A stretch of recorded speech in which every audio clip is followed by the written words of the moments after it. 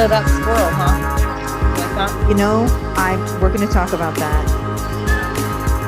I knew I wasn't going to get off without dealing with that. Be careful what you manifest, my friends. Don't talk shit about squirrels. They may have to sacrifice themselves for your karmic outcomes. Well, I was really stunned by the picture of the squirrel on the pole, frozen in time in his death throw, as he apparently touched the wrong thing. And here's the thing, they know better, okay? Like, I'm not in my... Squirrels know better than that. Otherwise they'd be dying on electric poles all the time. So on this particular day, okay, so folks, just to set the stage, because we really have to get into this. All right. So I'm on the phone with Taylor yesterday, earlier in the day, and she's ornery as hell. She's, she's pregnant. She's kind of not having such a great day. So everything is kind of pissing her off. So, and in particular, the squirrels in her yard are pissing her off. So she's kind of going on, and I'm listening. I'm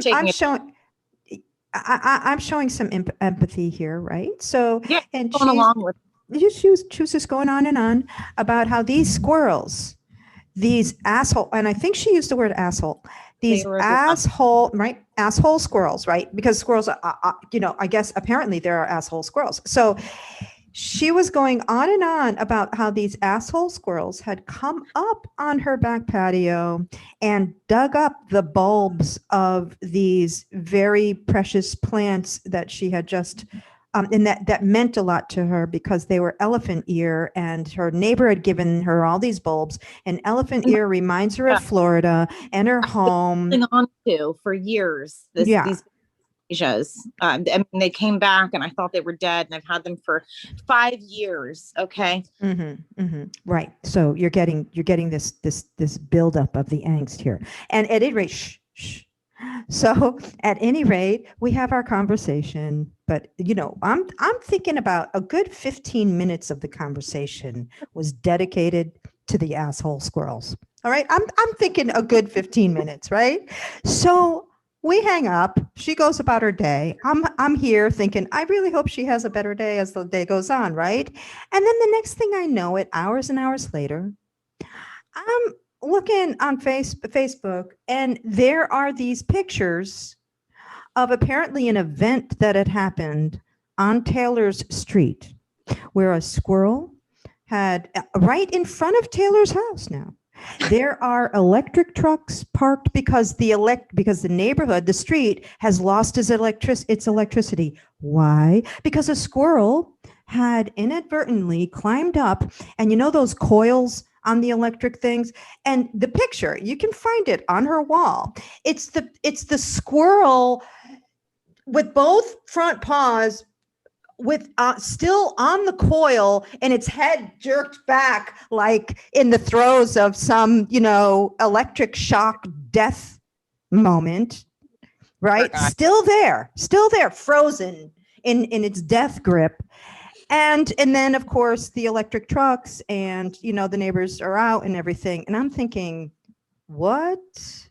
And so I had to let her know that I think that her witchy ass. Right? No, because hey, don't sleep on this one. No, because I'm telling you, her witchy ass. Squirrels upon none.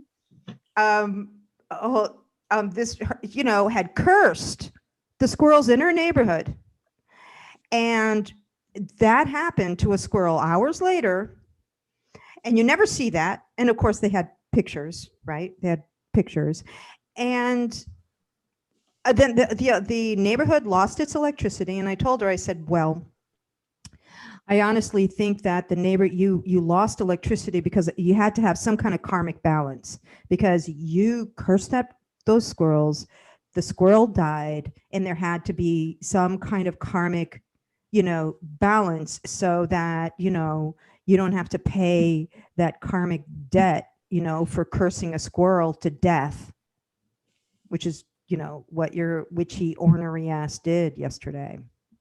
So, And I was, when the power went out, I was alone in the basement, in the dark. That is my basement. As the power flickered and went off, and I was really, I had to be alone in the basement when the power went out. Yeah, But that was perfect. it was quite interesting. There was a rainbow when the man arrived to remove the squirrel from the pole. Poor power guy. So, there was some definite karmic justice for the squirrel. He went to squirrel heaven, to the to the sky, and a really beautiful sunset, and had some togetherness with the neighbors. So thank you, little girl. Yeah. So now returned to my balcony this morning. So no love lost. So did they dig up your plants again? No, they didn't touch my plants. Boom. Boom. Okay. There you have it. They're like, yeah, we're not fucking with this little witch. Nope. We know what happened to Charlie. Bless little Charlie. Poor little Charlie. Suck. Charlie was. All right. So so here we are. I want to more courageous than Charlie the squirrel. Say that again.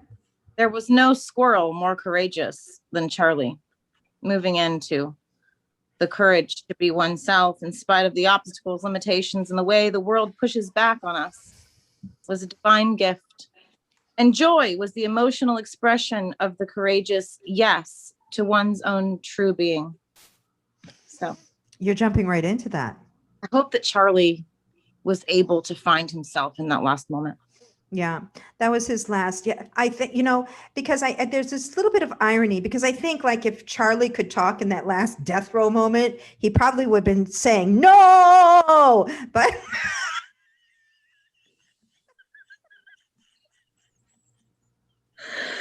oh my God. I'm not sure that was a yes moment for poor Charlie. You never. All right, we're gonna. Are we having too much fun with this poor dead squirrel? Okay. All right. Today's the last of your book, Patti. I want to congratulate you. It's really been a pleasure sharing these stories. Yeah. Talking about your stories with you these past few months has really been a moving time for us and our guests, and I just want to thank you for making this space and taking the time to allow us to discuss your stories with you. Yeah, it's been a real joy for me, and the conversation, the sharing of stories, the laughter, the tears, all of it has just been a continuation of the whole experience. So I just got a message from the quiet one, and she's wishing us a great, and she of course agrees it's not the last chapter. So, and I agree. So, and that is something that I will be sharing a little bit later on in the show. People are maybe wondering what's next, and actually what's next is, I think, is really exciting, and I definitely want to share the details on that. It is in the form of a podcast, and that will be launching next month. And so I'm very, very excited about that. As a matter of fact, today is April 11th.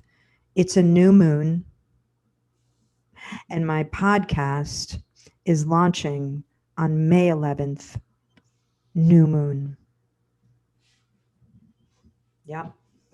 So I know I checked that. I like the number 11.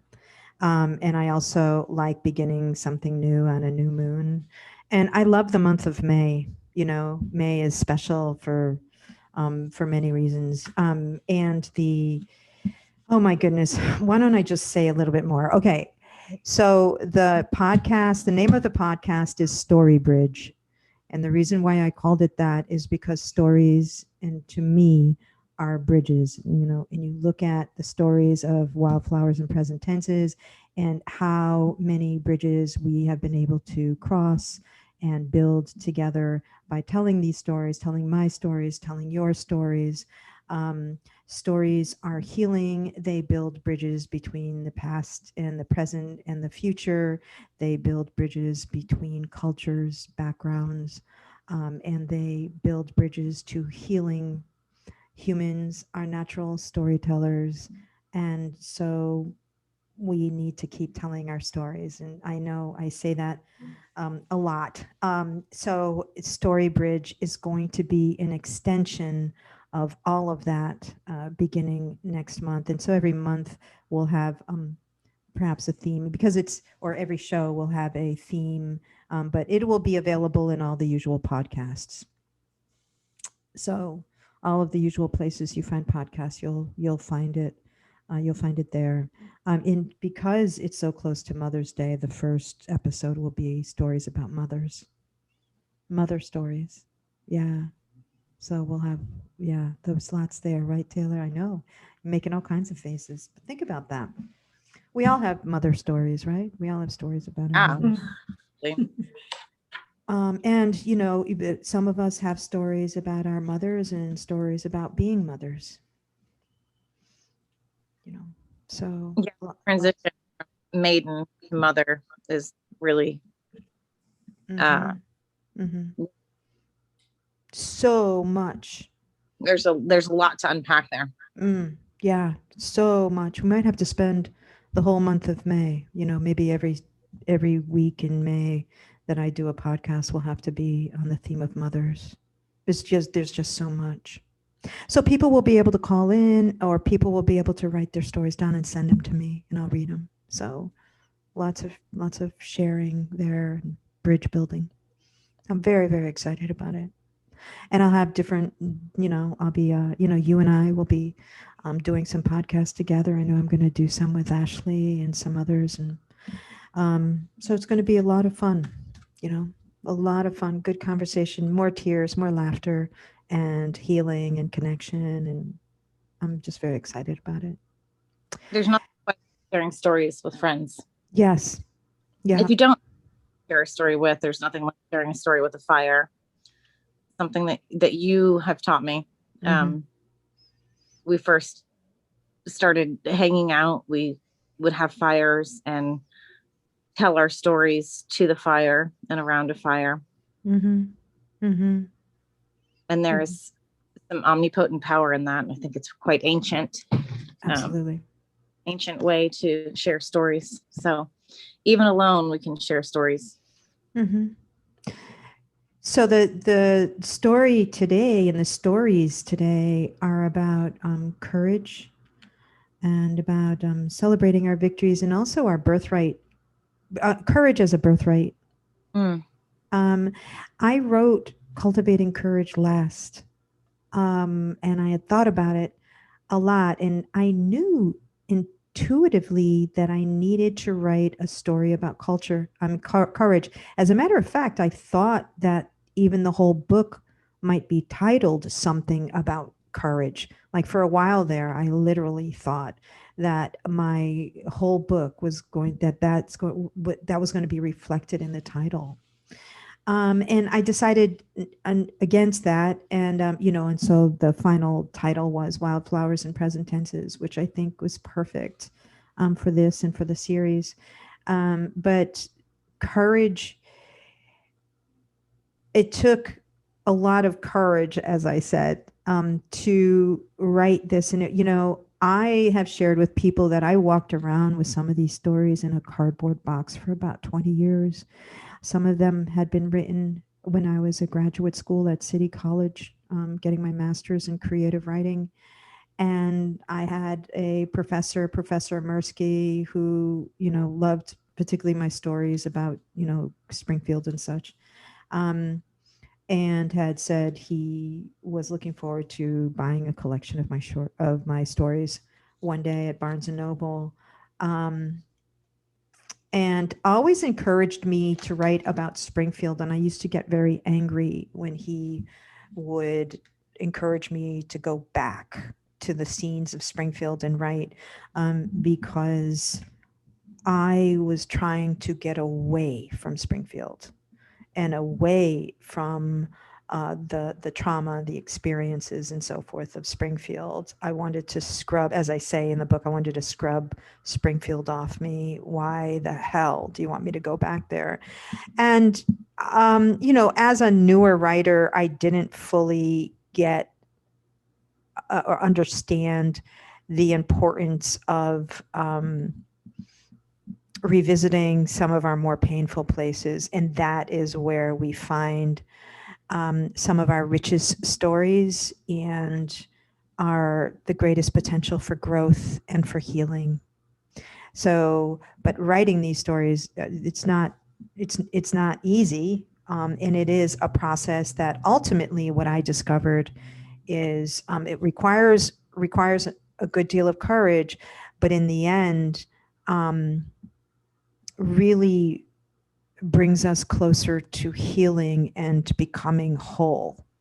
You have to feel it to heal it, right? Mm-hmm.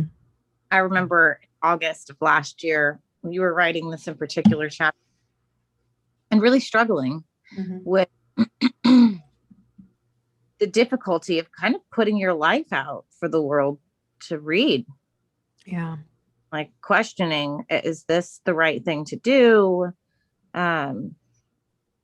Right.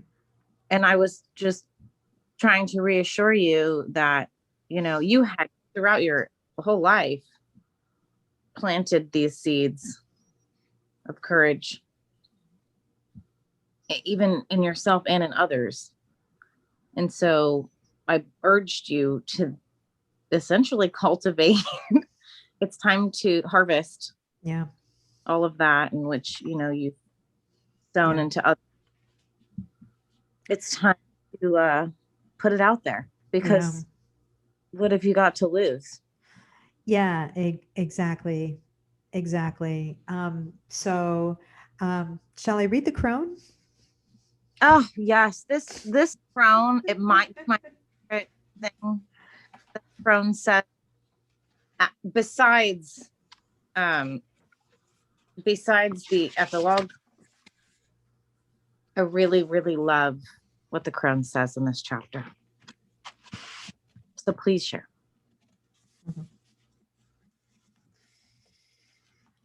Yeah, so these are the final, the final passage from the crone and for cultivating courage. Some people think courage is that thing one possesses to run into burning buildings, says the crone. But the whole world is on fire, gods and heroes alike. She laughs and pours the last of the libation into a Wizard of Oz mug. Courage is looking into the existential abyss and walking upright into it with your breasts out and the scent of your lover trailing off your skin. The fairies giggle. One fairy is pantomiming. It's the courage to look yourself in the eye and say, you are love, you are magic, you are eternal, and mean it. The fairies pluck the last petals off the wildflower and throw them into the fire. For courage.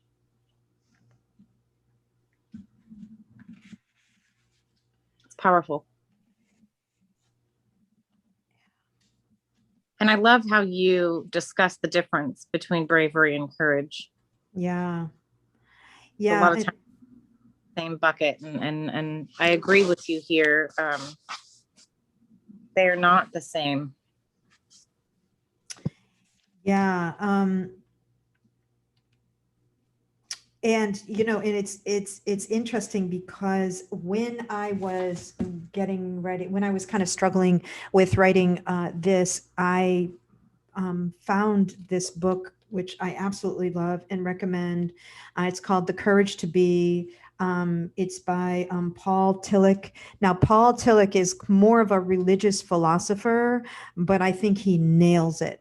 He nails what courage is, the difference between courage and bravery, um, and really does a beautiful job and gave me so much clarity as I was struggling to write this. So in this particular, and I know a lot of us have, so many people experience, for instance, anxiety attacks, and and we live in a fear-filled world, especially now, and often fear is cultivated. Fear is put out through the media, and everywhere we turn, someone's telling us what to be afraid of and how much we should be afraid. Um, Anxiety and fear, they're a bit different, and so and many of us have experienced anxiety attacks, and I certainly did for many years. I don't anymore, but for many years they plagued me, and and so I write about that in this in this story, in this chapter. um and what I've come to, in terms of the difference between fear and anxiety, is and I say it in here, um and as a matter of fact, I think I'm just going to read, or would you like to read this particular paragraph, because I think it sums it up for me. Likewise, we give little thought to the difference between fear and anxiety. Mhm. Do you want to do that, Taylor, or would you like me to? Go ahead. All right. Likewise, we give little thought to the difference between fear and anxiety, but anyone who has had an anxiety attack will tell you that there is a difference between the state of anxiety and the state of fear. Fear needs an object. I am afraid of snakes. I am afraid of heights. I am afraid of flying.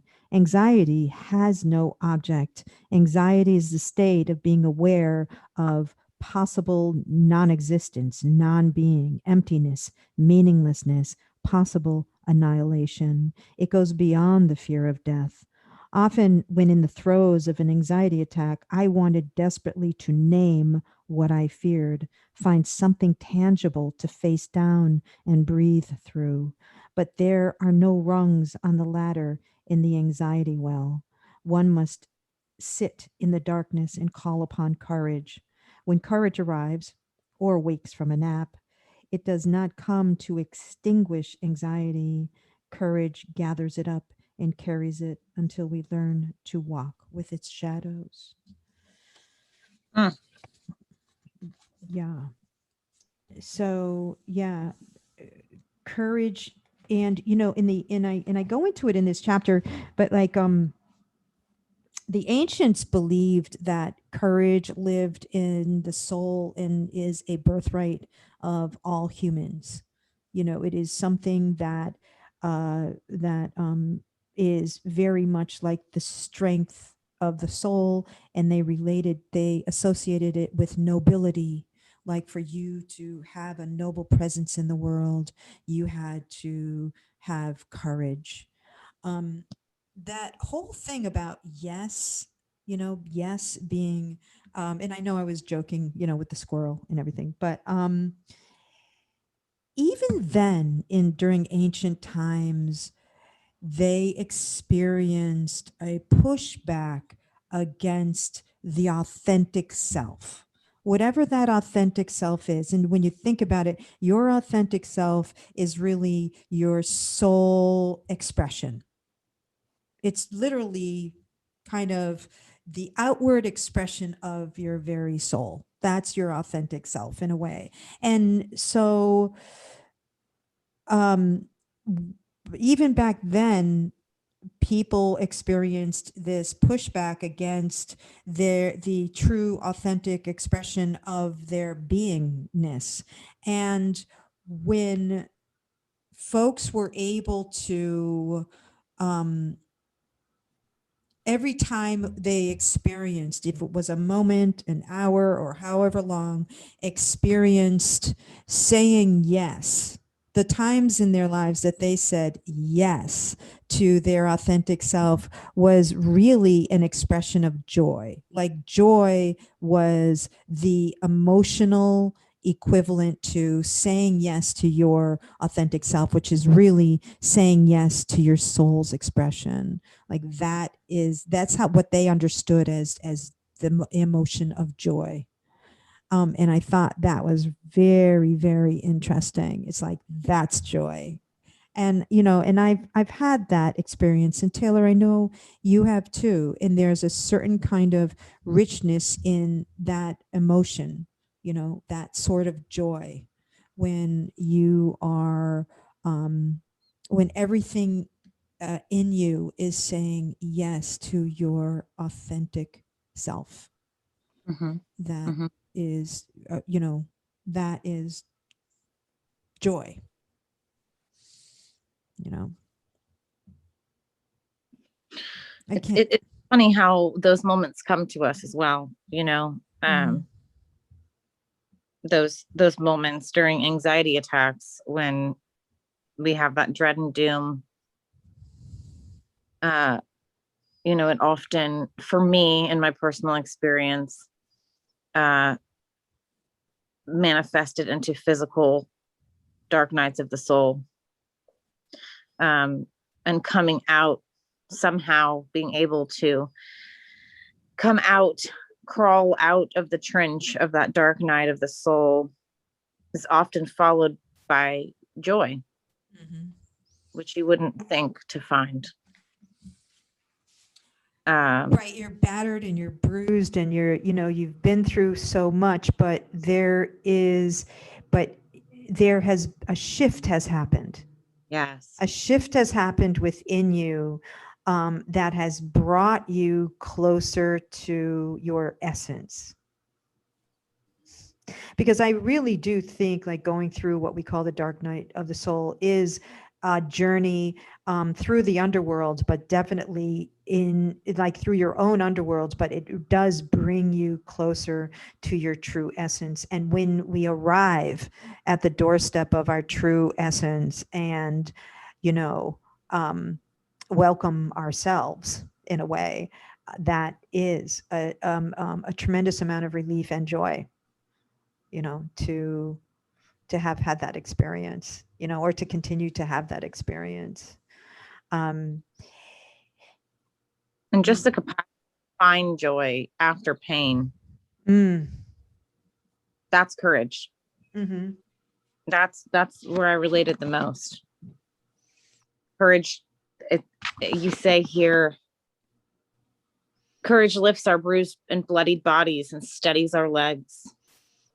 Courage opens up the drapes and makes us tea after months of inconsolable grief. Yeah. I Yeah. Do you want me to continue? Are you crying? Courage pushes courage pushes the air up from our lungs through our vocal cords and helps our lips move when we need to speak a terrifying truth. Courage lives in the soul of every human. Yeah. And it's so relatable. So what makes you most emotional about that passage?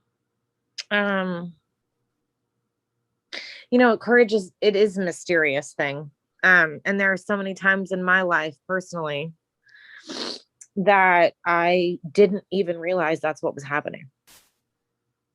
The little girl who decided to stand up to her grandfather after years of abuse. The mom who needed me to be a mother. The child that I knew was sick and was feeling crazy about being told by doctors that I was wrong. Mm-hmm. The courage I watched my child muster to get through cancer treatment and survive. The courage to continue when I didn't think I had it in me. Right. And there are so many little things that we do in our everyday life, you know. When I look back and read journals from when I was a young girl, I'm like, holy shit, this girl was courageous. This little girl, she was powerful. That's not me anymore, you know. But it was always there. It was always there. That's not you anymore, meaning? I mean, you don't feel like as an adult, I look back and I read those, you know, journal entries at 12 years old, like, how did I have that much strength? How did I have that much courage? How was I that brave to look these things in the face and not be fearful, or to know the fear and accept it forward anyways? Exactly. And a lot of things could have become of me. But courage is what kept me afloat. So you are still that 12-year-old, that 13-year-old. I mean, because we all are, right? Yeah, loving that little who was so courageous. Same with you. I mean, at 12 years old, you were having to be courageous and make choices that weren't easy for you. Yeah. You were stand up to a man that was powerful and, you know, was the head of your household, to protect your mother who refused to protect herself. I mean, we have those moments even as children where we have choices, and we can choose to be the cowardly lion, like you refer, or we can choose to be courageous. Well, I think, you know, I think the courage is already is there. I think it is our birthright. I think it really is our choice to cultivate it, to call upon it, to believe in it. Because in the end, you know, and I do relate, because I was such a big Wizard of Oz fan, and it had so much meaning for me as I was growing up, and I just love to use Wizard of Oz metaphors. But like, you know, so that the message with the cowardly lion was that, you know, he had it in him the whole time. He just needed to believe it. You know, he needed to believe it himself. It was there, you know. Or a friend. Say that again. Or a friend to remind him, which often is, you know, people enter our lives and have to initiate the spark in us, a reminder, hey, you're powerful as fuck. Yeah. And I think you and I have been able to do that for each other. Absolutely. As well. And those are special people, special sparks, flames that, you know, the cowardly lion honestly didn't believe it. And yet, you know, was told, hey, now you're this. And all of a sudden it was this aha moment. Yeah, fuck yeah, I am. I am courageous. That's right. It's not that he wouldn't ever feel fear again. You know, he probably would, but he would believe that he was courageous enough to face just about anything. And that's kind of, I think about, yeah, I was thinking about the importance, for some reason, I kind of, thinking about this story this morning made me think of family and the importance of family. And you know, in this story, you know, I think I say I was driving blind in the land of love with a tank full of self-doubt, and that was true. That was true. And so I had to call upon a lot of courage just to find my way. And I guess I was thinking about the importance of family this morning because I think people underestimate the power of family, and how family is the pillar of our kind of almost our sense of ourselves in the beginning. And so what I mean by that is, if you're, for instance, if you're gay, you know, which was in my case, and in, or for whatever reason you're rejected by your family, as you know, I know many people, good friend of mine was, you know, thrown out of the house and homeless at 17, living in a tree. um when when you are rejected by the family unit because of who you are, um, you have to you really do spend the rest of your life um, finding yourself and finding the courage and finding the support you need to move through. And often what happens is that in the absence of family support and acceptance, um, unfortunately, what happens is it makes people more vulnerable to drugs and alcohol. And then what happens is that they get blamed for falling, you know, falling into drugs and alcohol. It can make you more vulnerable to for even joining a cult. Why? Because that's where you find belonging and acceptance, or joining a gang, because that's where you find love and acceptance. So this primacy of family, like the family unit, is so important, because that is really the beginning of, or kind of the foundation of our kind of self-image and self-worth. And if you don't have that, then you really do enter the world having to muster as much courage as you can possibly muster and cultivate that courage in order to live an authentic life. I mean, basically, if your family does not accept you, then basically the message is you in your authentic expression is not welcome here. You in your authentic expression is not accepted here. So basically, it's a rejection on a soul level. And if you're rejected by your family on a soul level, then you will spend pretty much the rest of your life trying to recover from that.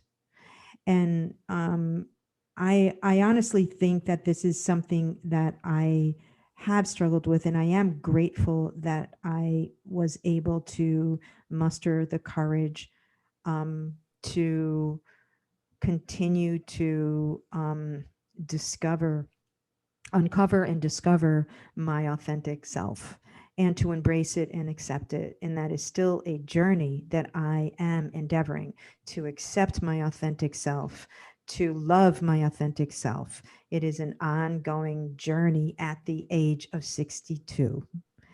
And I don't see myself as a victim. I have no regrets for the course of my life. I think my soul chose this course for its very particular reasons. I am so grateful for the person that I am and am continuing to become. Though I do like to take the opportunity as often as I can to express how important it is for families to accept the authentic expression of their children. Because if you don't, it is the equivalent of rejecting them on a soul level, and they will spend decades, if not the rest of their lives, trying to recover from that rejection. And that's how important family is. We don't like to think family is that important. And I know when I was younger, I was like, no, I can do without my family. So what if they feel this way? Or so what if they feel that way? Those are lies. That was denial. Of course, you know, there's protection. There's protection. So then what did I do? I went and I became like a full-time political activist. I threw myself into this expression because I was looking for a meaningful life.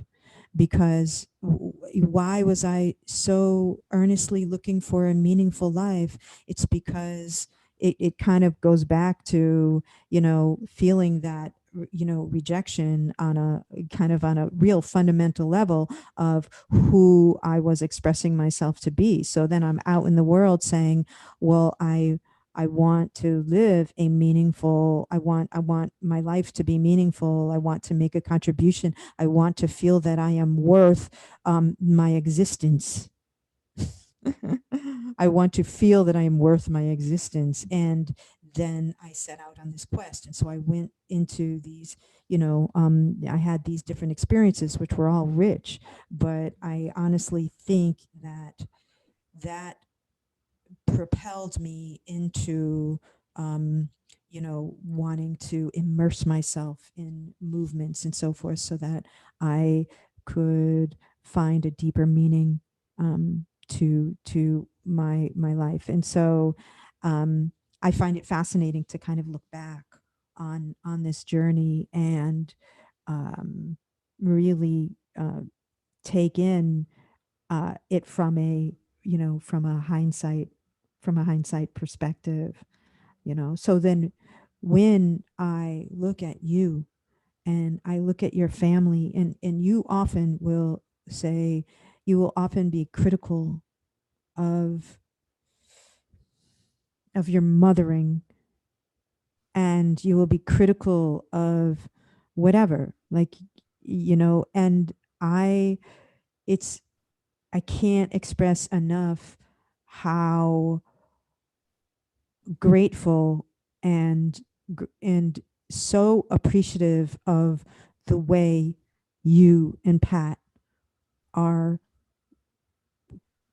and continue to create a family unit that accepts and loves your children for their authentic selves and expression. Like, I am, my breath is taken away sometimes, and it's difficult for me to talk about in not an emotional way, because it is so deep to me.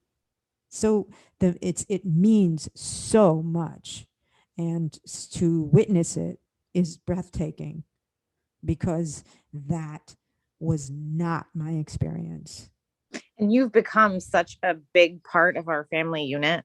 I mean, you took us all of us, my whole family, into your little apartment for dinner and movies and popcorns and desserts. And I remember being flabbergasted. Like, I can't believe this woman is willing to open her entire house up to my crazy, rambunctious tribe of family. And you and I both have had many moments of discussing this, and the powerful, poignant moments of parenting I often share with you, and just when I second guess myself, like, am I fucking doing this right?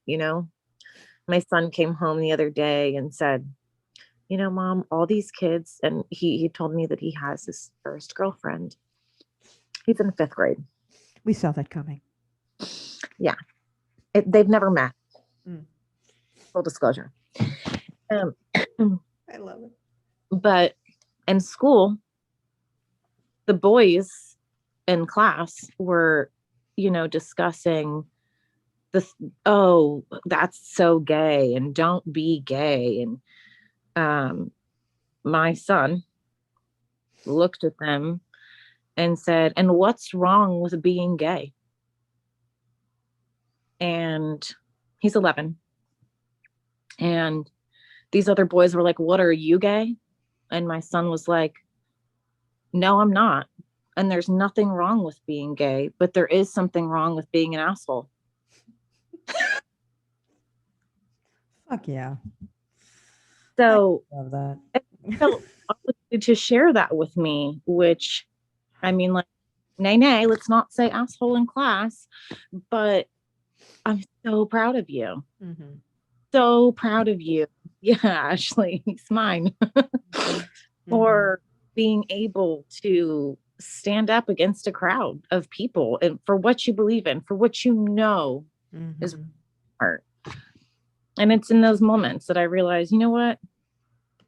I am honoring them by teaching them that Yeah, openness and uh, love always wins, you know? I believe that. Yeah. So, I mean, I I think that no matter, uh, no matter what your upbringing is, no matter what kind of family you had, whether you were completely accepted by your family, loved by your family, supported by your family, or not, it still takes a good deal of courage to navigate this world, especially um, to live an authentic life, to live a life that is true to your very soul and your soul expression. And that is why I think that the ancients connected courage to the soul, because it is part of the soul's expression. Yeah. The courage is, um, and so it's a um, it's beautiful. And I do mention the late Jamie Sams, and Jamie Sams is a spiritual teacher who I think has I relate to her as kind of my North Star, my spiritual North Star. um, I really wanted to, hey, Nancy, you're not able to have audio or video. All right, Nancy. Well, I hope you're listening, and thank you, Nancy. You are welcome. That's my cousin Nancy. She's out in California. So Jamie Sams, we recently lost. Yeah. Um, what an amazing human Hmm. who was courageous enough to share Native teachings with folks of all colors and cultures, uh, and teach us the ways of her ancient ancestors. Uh, she's really a North Star. Hmm. With you. In the book, I basically, basically what she says about courage is that we are called to cultivate the courage to heal.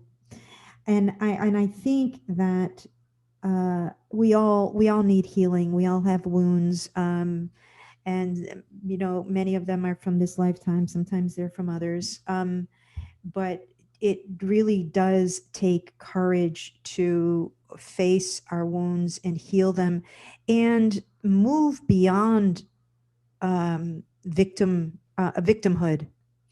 That I think our world too easily um, likes to corral us into labels from which we can claim Mm. victim. I am a bigger victim than you. And we think, we are led to believe that that is an expression of empowerment. And it is not, in my view, at all.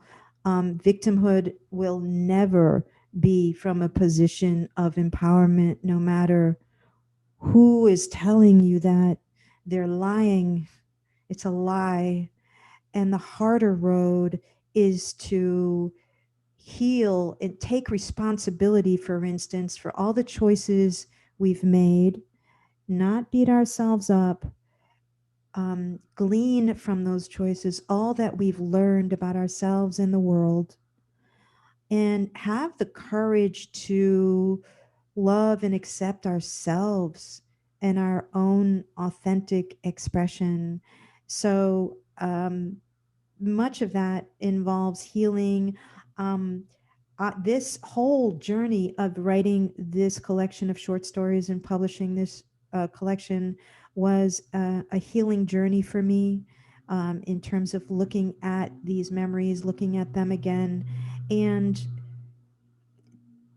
taking the power of story and using the power of story for my own healing journey, because you, we all have stories. How are we going to tell our stories?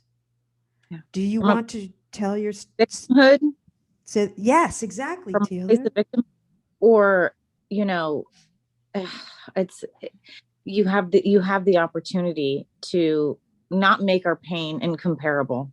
I mean, it's incomparable. Our pains are incomparable. You know, it's incomparable to each other's pain. Mm-hmm. But you can step out of victimhood and tell your story from a place of power. Mm-hmm. It's much more healing that way. Mm-hmm. We gain so much Mm-hmm. from that. And you've really done this. And I know that it was really difficult for you at times to write this and put it out there. It makes you feel very transparent and vulnerable. Mm-hmm. But you never spoke from a place of victimhood. Yeah, and it's kind of like putting this together and putting it out is an act of courage. So it's just an extension of a courageous and authentic journey. Like if it's really kind of walking your talk, and in a way this is what it's looked like for me to kind of walk my talk, is like, I'm going to be honest, as honest as I possibly can be. I'm going to put it down, and then I'm going to put it out, and I'm going to have the courage to do that. May I read the last paragraph? Yeah. Ultimately, according to Jamie Sanders, my favorite spiritual teacher, we are called to cultivate the courage to heal.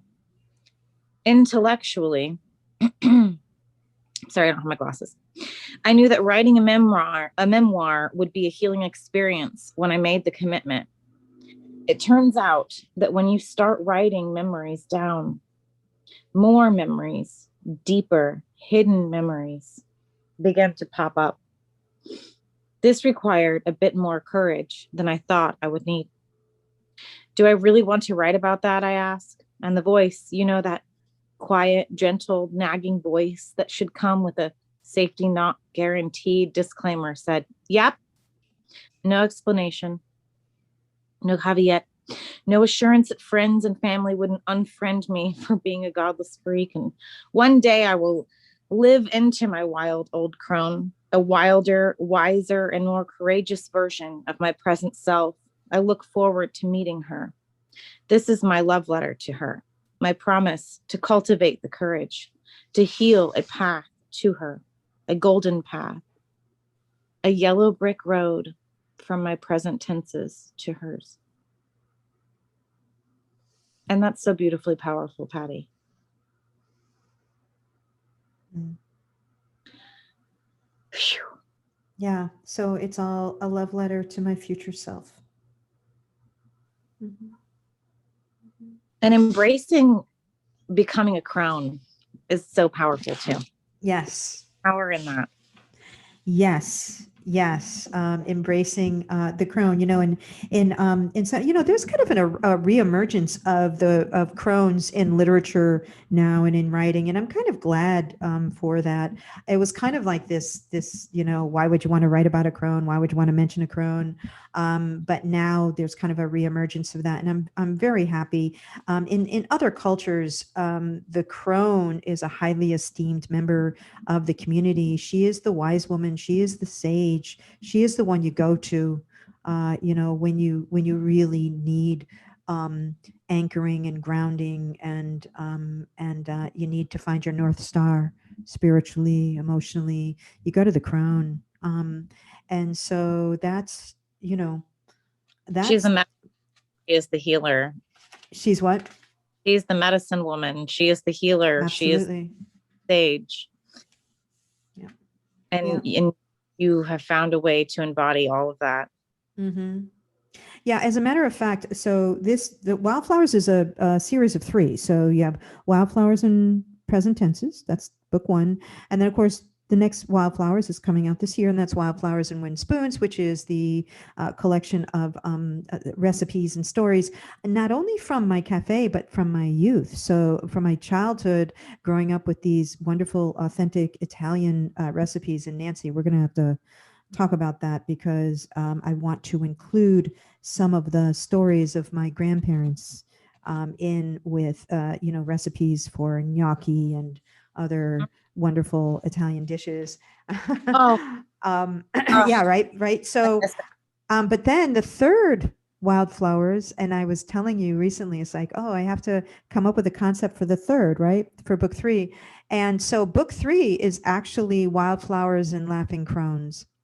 And it's really going to be about joyously embracing the life of a crone and going into my croning years, and stories of women who are joyous and happy in their, basically what you would call your postmenopausal years, in your crone, in your crone years. And I'm really looking forward to putting that book together.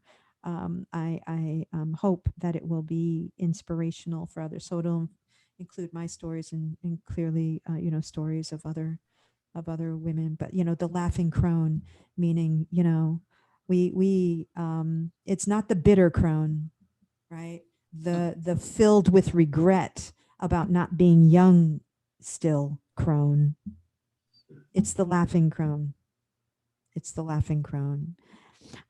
So the happy, joyous, I have a lot to laugh about crone. I'm no longer taking life so seriously crone. So there's all of that. Really looking forward to that. it's going to be very rich. Very rich indeed.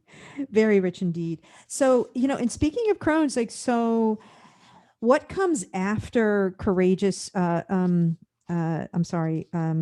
courage, is the epilogue, which kind of shows the crone goes to bed. You love that. The crone goes to bed, and it's worth mentioning. And I don't know if you want to, because Taylor will read the epilogue. This is, the book begins with a prologue. It sets the scene with the crone sitting by the fire. She's got the fairies, she's got the libations, she's got the wildflowers. The scene is set for the storytelling, and now the storytelling is done. Oh, it's such a beautiful piece. The crone goes to sleep. Are you coming in, old woman? A soft voice carries secret laughter from the porch door, following the path through the wildflowers to the fire where the old woman sits. The crone gathers her stories and gives them to the embers. She watches the corners curl into white powder under the flames. The fairies dry their eyes and lick the last drops of libation from their glass. They pluck seeds from the depetaled flowers and scatter them into the forest of wildflowers around them. Every seed a story, they whisper. Yes, my love, the crone says, glancing up at the woman on the threshold, backlit by a porch lamp. Even her shadow is beauty, the crone muses.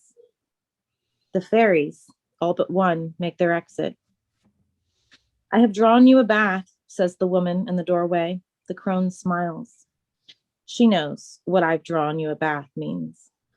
She would let the last of the embers put themselves to sleep.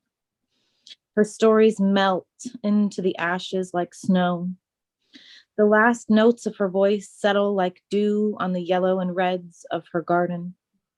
The language of laughter and sighs carry her up the path now through the wildflowers. She stops to pluck a sprig of rosemary for tomorrow's bread, breathes it in and sways under the gaze of her beloved. She moves with the rhythm of laughter and sighs. Up the creaky stairs, over the threshold, and into the magic of her present tense. The door closes behind them. The porch lamp clicks off. A single fairy moves into the darkness to a second-floor windowsill and listens for the lullaby of laughter and lilt of soft and wild voices.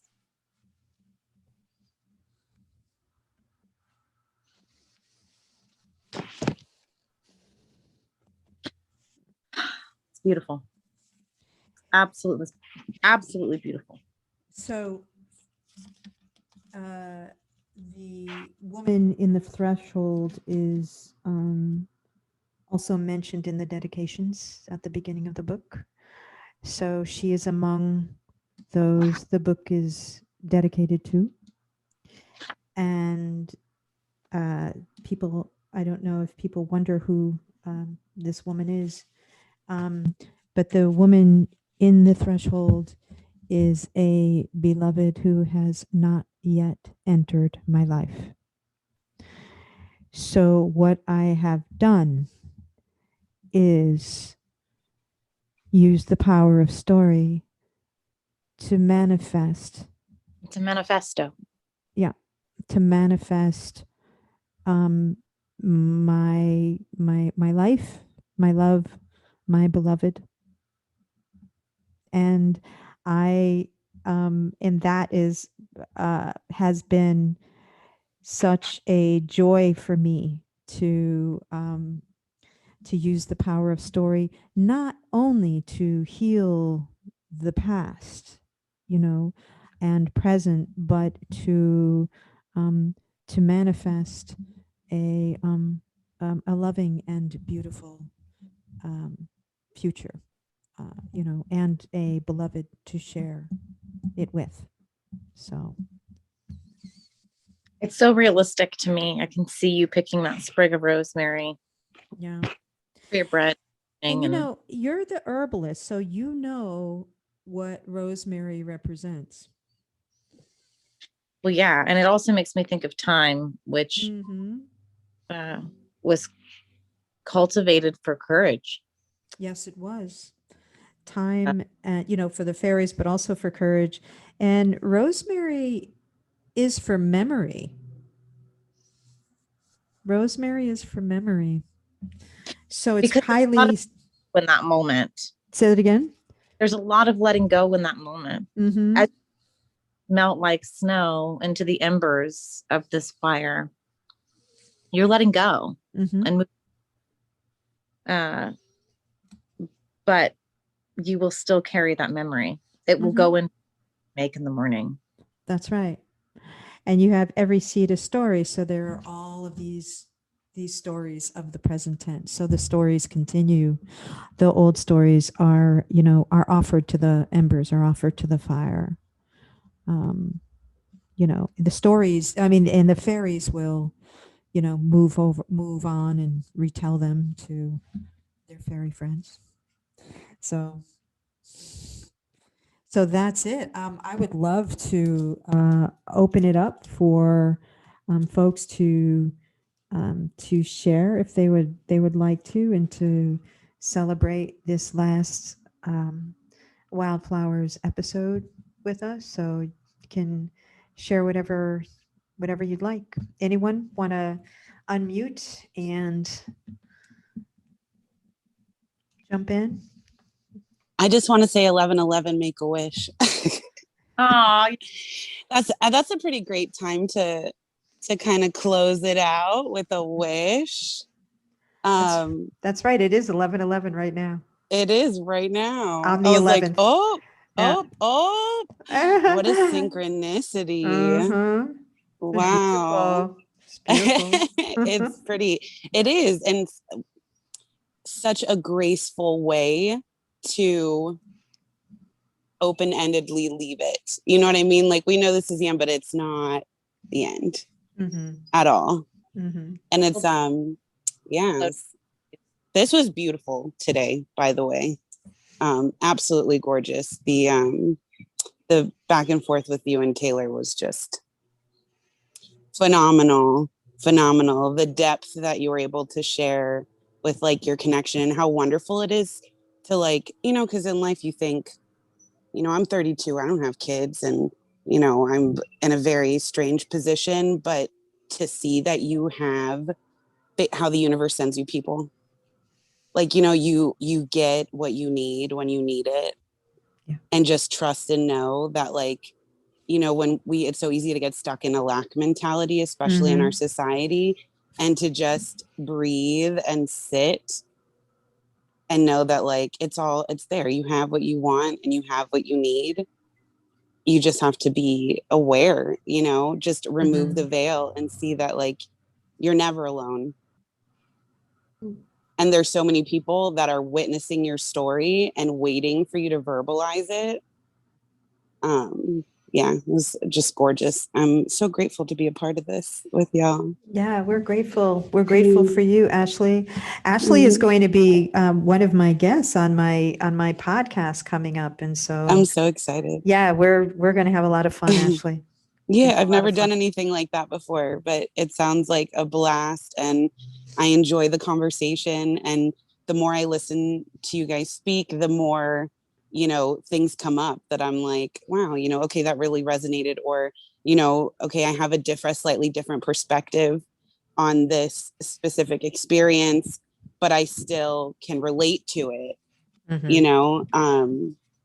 Yeah, I'm excited to see how deep it gets. It's like this, a lot of stuff is happening. Yeah. Ooh, side note. So I was sending screenshots of the pages while everyone was reading to a few people, and I have a wonderful woman in Toronto that I've been following on Instagram named Ashante Frey, and I think I sent you her page, Synchronized Souls. And she said, I sent her pictures from from the book that we were reading, and she goes, "Oh my God, what deck is that?" And I was like, "Oh, Patti." What? I was like, That's interesting. So I had to tell you that. I was like, before I forget, wow, let me just put that 1111 out there. Wow. That synchronicity. Deck of crone. What? Ooh. What's that? The Crohn's deck? Yeah. Crohn's deck. Whoa. Oh, and I can see you going. I just saw it, like, so diverse. All the different, I guess, representations of what it is to be a crone. Yeah. How beautiful. We'll have to talk about that, Ashley. We'll have to. That's a whole other project that would be an awful lot of fun. Yeah. That's awesome. Well, also let your friend know in Toronto that anybody actually who's interested in getting the book can just go to my website and they can get it there. Yeah, definitely. She's actually in the process of writing a book herself. So awesome. I was like, this is so interesting. I was like, you should check this out as like a different, because I've never seen a memoir presented in this way. And I think it's so beautifully put together. Thank you. You know what I mean? With like the imagery, like, I feel like it's so easy to consume something that, because it just drives you.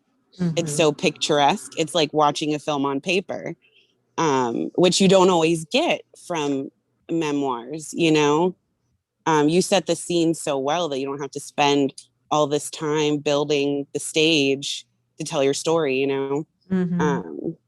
so yeah. I also sent it to our friend Sharmila Sue that Taylor knows. I sent her the link today and I was like, you should hop on because she's also writing a book. And I was like, this is a super interesting perspective. Storytellers don't have to be so cookie cutter. Oh, hopefully not. Yeah, no. Well, I think it's easy for people to fall into that because it's like you have to have a formula. Like people think that they need a formula. Yeah. By the way, on my within a week on my website, I will be offering one-on-one writing coaching. Oh, awesome. And in classes in writing. I sent them your YouTube videos because I did see that you have videos on your page. Oh yeah. Discussing the process. Yeah. So that's such a wonderful resource. Yeah.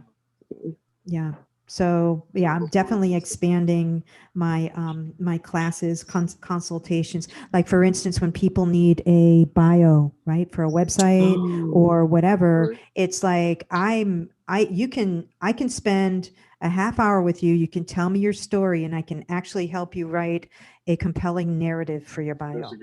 Oh, that's awesome. Yeah, because people are attracted to people's stories. That's what Mhm. that's why they want to buy your product. Oh, I love her Yeah. story. I want to buy your product. But people have a hard time writing their stories. Yeah. But people have phenomenal stories. They just, they just need a little help. So It's those mirrors. yeah, We're also scared of staring at ourselves. Mm. I agree. That's such a wonderful service too. I feel like today, because of how everybody, the direction that we're moving in with the world, like people need to have the ability to expand themselves and be their own. I hate saying like brand, like I'm a brand or building my own brand, but essentially like if you're going to sell anything, you wake up every morning selling yourself, not to say that that's, how it is, but I would joke and say like, man, I should just get paid for existing. You want to hang out with me? You should pay me. That'd be so great. Like, and that sounds like arrogant or like silly, but in reality, like I do hair, for example, people would come to me for me to do their hair, but in reality, they're coming to me for me. Yes. They want the time with me. Mm-hmm. So why not, telling your story is a gift. Mm-hmm.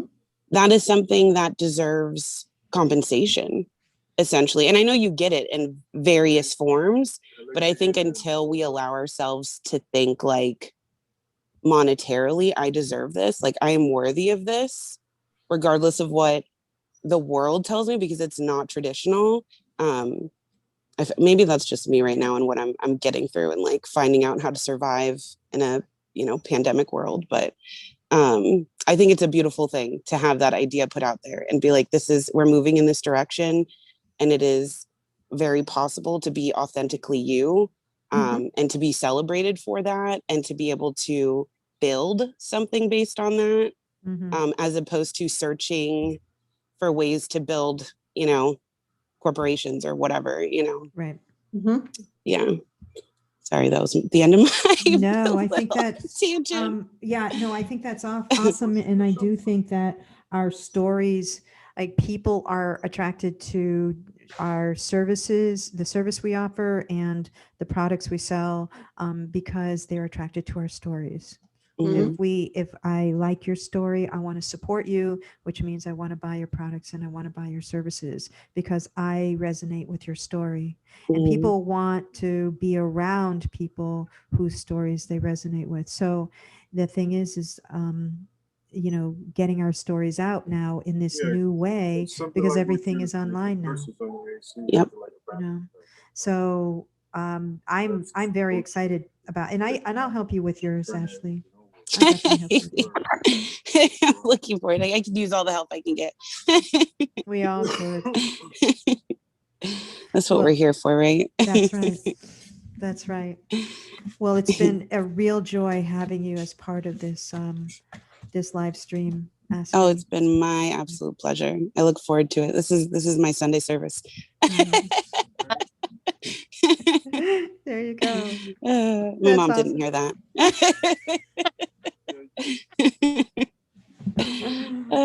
That's awesome. Yeah. Love you, Ashley. I love you. And that little bun in the oven. Oh, yeah. It's fun. It's in my rib cage. Oh, my Lanta. Yeah. It's rising. Oof. When are you due? July. Holy cannoli. Yeah. Yeah. That's going to be here so soon. Oh, yeah. 12 weeks. Wow. Yeah. I'm glad you know. Jeez. 12 weeks. Wow. Yeah. Talk about birthing. Yeah. There you go. Yep. From the figurative to the literal. Quite literal. Yeah. That's pretty crazy. What a time to do that too, That's a shifting right there. Well, I would like to say, oh, I'm sorry. No, not at all. Go Sorry, ahead, didn't Adrian. mean to interrupt. No, I was just going to say, I appreciate, I did kind of have to cram, unfortunately, because I came in late to the party, which is not usually my style. I'm usually quite early. But I have to say thank you, because what this did in reading your book, in terms of, it was a different perspective on things that allowed me to really look at some of what we talked about previously, in terms of things that I've shoved in a drawer for 15 to 20 years. And I want to thank you, because I think that you provided me that little spark, which was much like a cattle prod. Thank you. Well, at least it felt like a cattle prod. I mean, it was, and now I find that my days, I'm disciplining myself to allow, the catalyst for sure. I'm disciplining myself to spend at least 2 hours trying to write some things down and put something in some semblance of order. And I really appreciate this. And this last chapter was very touching for me and meaningful to me as well. So, and Taylor, I really appreciated you being emotive for me. So thank you. It was very good. I mean, What in particular? I think in terms of courage, because me personally, I ran so far, so fast, never looking back to see necessarily who was chasing me. And it was me, by the way, when I turned around to face it. But, I used to have a poster in my room when I was growing up about never walk so fast that you don't smell the flowers. Mm. And for some reason that just went out the window. But personal courage, I looked at this from I wrote so many little notes, because I got into judgment, you're about judgment and looking back and judging. And then I looked at the catharsis of moving forward and what that looks like moving forward. And then I got really confused. So this couple of pages in this chapter just took me on this circuitous journey of self-exploration. And it wasn't all bad. Some of it, yeah. I mean, the dark nooks and crannies you kind of want to avoid, but yet they're part of who we are. So yeah, you can't avoid it. But I think, I looked at the adversity of childhood and the adversity of some things, and then facing it in a different sort of a way in terms of, as we discussed previously, my career choices and how I chose to look at things and deal with things. Mm-hmm. And I just really want to say, I don't want to take up time. I just want to really say that I appreciated it. No, I mean, no, you don't have to apologize at all, Adrian. And I do want to say that, having heard some of your story, but not nearly as much as I'd like to hear, you have an extraordinarily courageous story that I hope you write, because it's extraordinary. And your courage has been extraordinary. So don't try not to underestimate your own courage and the kind of example your story would offer so many if you wrote it down and got it out there for the general public. Okay, Taylor, it's your turn to start crying, please.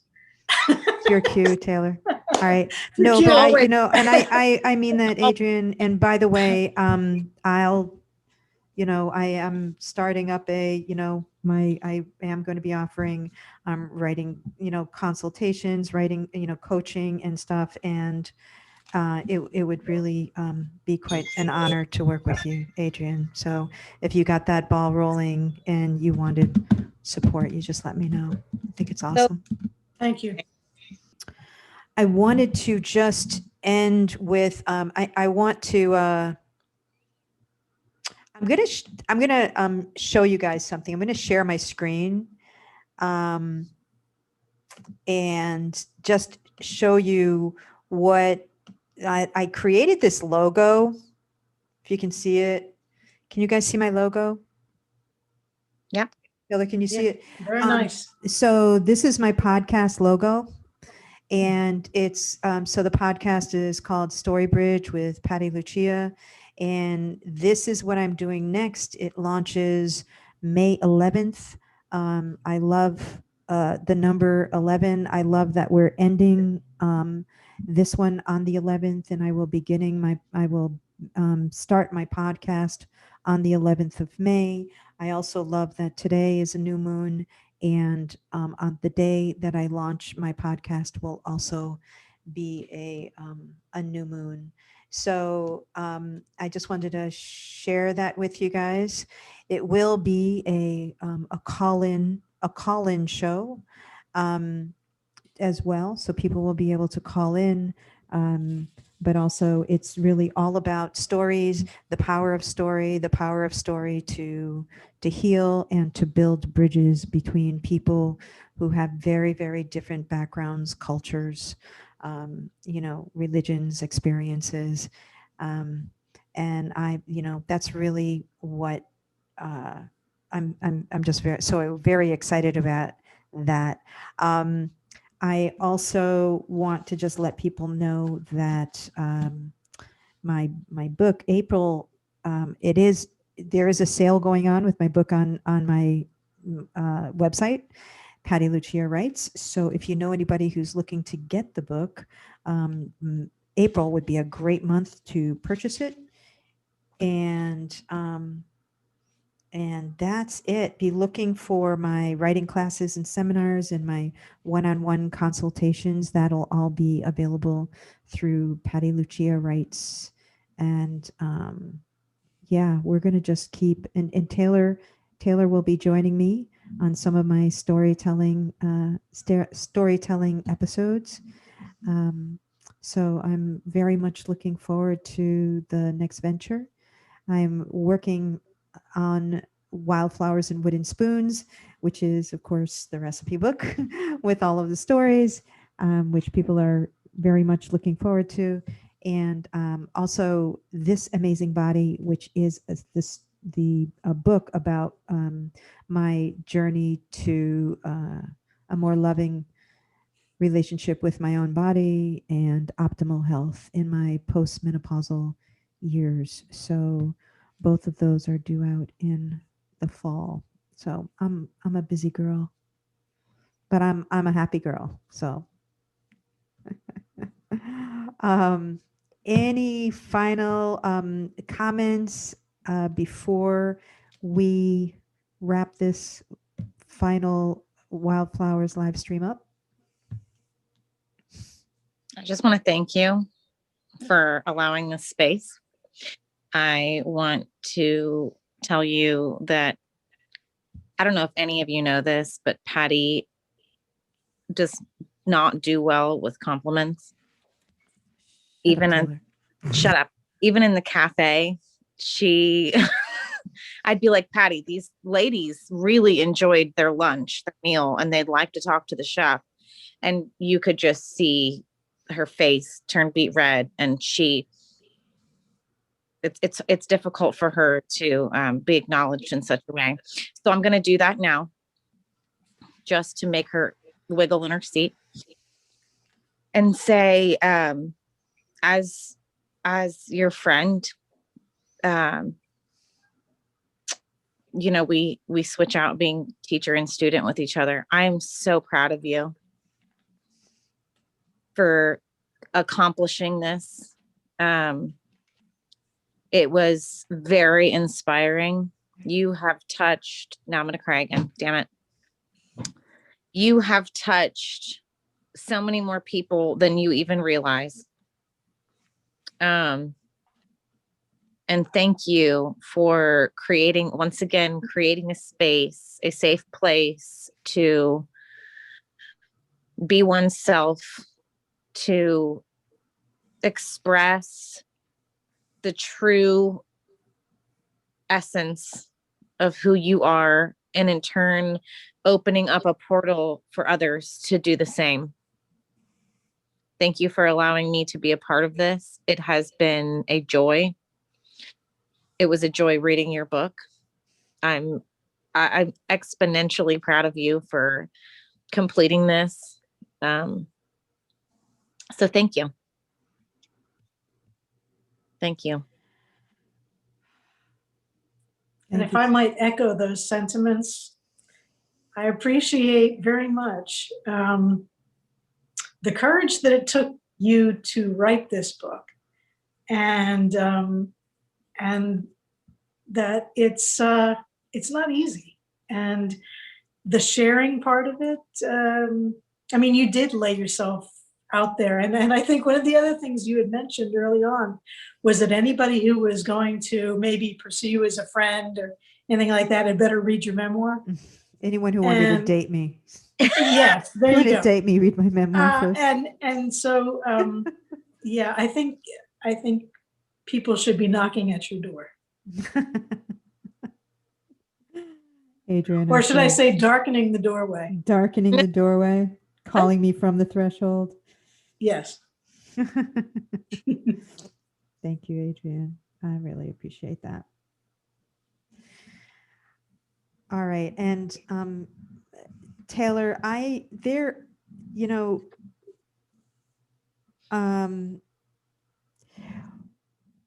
what the depth of appreciation I feel for you is a little bit beyond my capacity for word or metaphor. So what a joy it is to intersect again with souls who have walked this journey with me so many times before. And that's what I feel every moment we share. So this has been an absolute joy for me, even though there are times when I think the most uncomfortable. I was concerned about the criticism of my book, and I realized that what was far more uncomfortable for me was people expressing just the opposite. That's been what's hard for me. You and you not knowing. Say that again.